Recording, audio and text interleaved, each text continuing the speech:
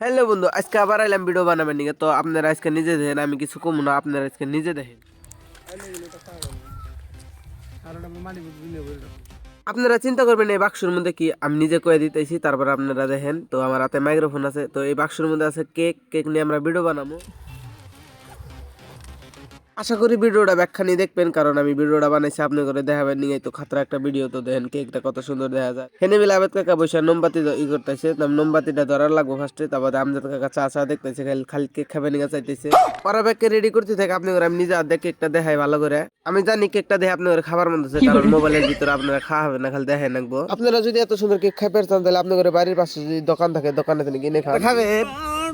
No no এটা তো বাজটা বাইরে হবো আমরা।